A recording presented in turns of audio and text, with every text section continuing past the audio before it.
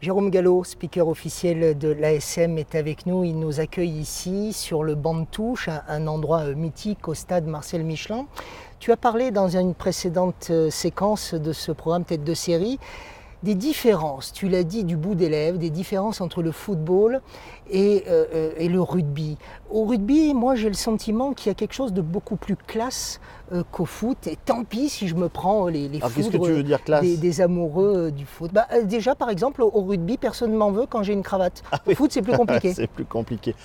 Bon, la différence, alors dans le métier, par rapport aux deux clubs que je connais bien, l'AS Saint-Etienne et ici à l'ASM Clermont-Auvergne, c'est deux rôles complètement différents. À Saint-Etienne, on a le rôle de présentateur, présentation de la composition des équipes, les changements, les buts, mais on ne communique pas avec les supporters. Les supporters font leur vie, ils n'ont pas besoin pas besoin de nous. Voilà, et c'est historiquement le speaker ne communique pas avec les supporters. À l'ASM, depuis 10 ans, on a établi un lien entre les supporters et le speaker pour lancer quelques chants, pour être surtout la voix et l'écho du COP. De temps en temps, les ultras redémarrent, les ultras Vulcans, et j'ai juste besoin de répéter une parole, un chant qu'ils ont lancé pour que tout le stade reprenne au plus vite. Tu reçois quelques recommandations ou préconisations de la part des dirigeants, d'Éric de Cromière, on en parle, oui, avec Aurélien, avec Thierry Fraisse, avec Eric Battaglia, et puis l'ensemble des supporters. On essaie d'échanger. Franck, non, mais moi, ils sont très attentifs à ce qui se fait. C'était le cas avec Verne Cotter aussi.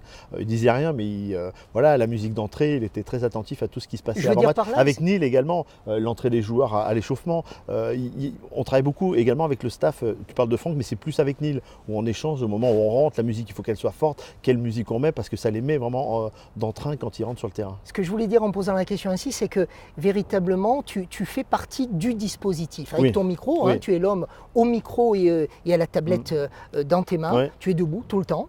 T'es mal assis là. Non, mais ça va, là, il n'y a pas de joueur, on est hors match. Mais tu fais vraiment partie du dispositif. Oui, le dispositif, donc il faut bien évidemment respecter le protocole, le déroulé. Bon, il y a quand même de la liberté et le staff, l'équipe me fait confiance, mais tu le disais, il y a une relation quand même avec les supporters pour avancer, pour qu'est-ce qui est bien, qu'est-ce qui n'est pas bien, qu'est-ce qu'on peut améliorer, et on est dans une entente, j'ai envie de dire, perpétuelle pour faire avancer un peu notre animation et l'ambiance. Une dernière partie à cette séquence, c'est celle du fair play.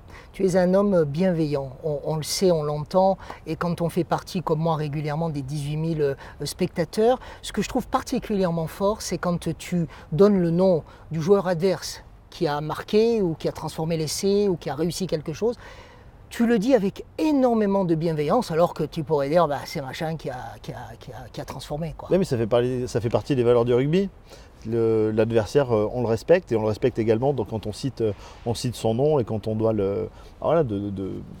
c'est le respect. On ne peut pas manger son nom ou le dire très rapidement, ou dire de toute façon on s'en fout. Et puis les supporters, les amoureux du rugby apprécient.